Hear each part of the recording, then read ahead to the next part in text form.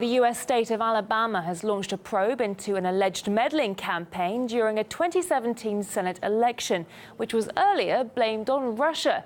It turns out that a pro-democratic billionaire funded a U.S. group that created more than 1,000 fake Russian bots on social media, allegedly to discredit a Republican rival.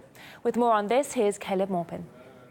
The Attorney General for the U.S. state of Alabama is looking into Democratic Party disinformation during the 2017 special election. It appears that Roy Moore, the Republican candidate, may have lost due to some shady activities that did not come from Russia. The information is concerning. The impact it had on the election is something that's significant for us to explore, and we'll go from there. It's been revealed that during the special election, Democratic Party operatives worked on Facebook and Twitter to undermine Roy Moore's campaign. Now Doug Jones, the Democrat who won, is backing a federal investigation. I'd like to see the Federal Election Commission and the Justice Department look at this to see if there were any laws being violated, and if there were, prosecute those responsible.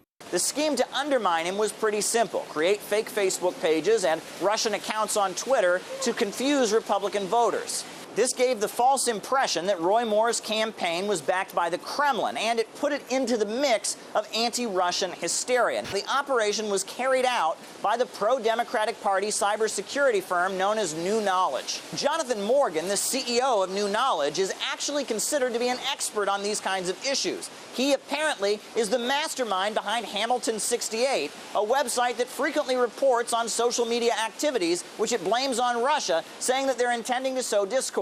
At the same time, New Knowledge helped release a Senate report that was considered to be a bombshell about alleged Russian meddling in the U.S. presidential elections. The irony is that Jonathan Morgan, who says he's against disinformation, is now banned from Facebook for just that. We take a strong stand against people or organizations that create networks of accounts to mislead others about who they are or what they're doing. It seems that these companies have all become meddling experts for the mainstream media that frequently covers reports about alleged Russian disinformation.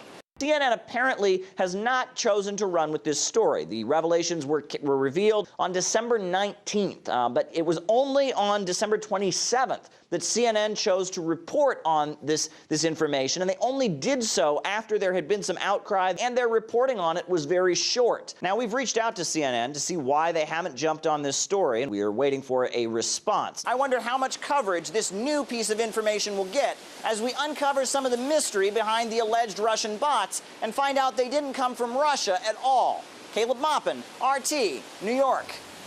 Media analyst Daniel Lazar told us that the mainstream media uses the so-called Russian meddling as a political instrument. The media are so heavily invested in this Russiagate story, which is turning out to be a non-story, or actually a very misleading story. But they're not willing to admit it. They sort of can't process this new information because it goes counter to their narrative. So they're trying to ignore it. We have the spooks spooking themselves. I mean, everyone is pointing to Russia. They're putting out dubious information about Russian influence.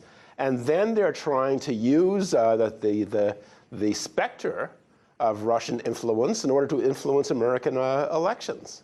So it's like, it's media disinformation squared. Mueller has been investigating this story, this question since May of 2017. He has not come up with one bit of evidence of collusion between the Trump campaign and the Kremlin.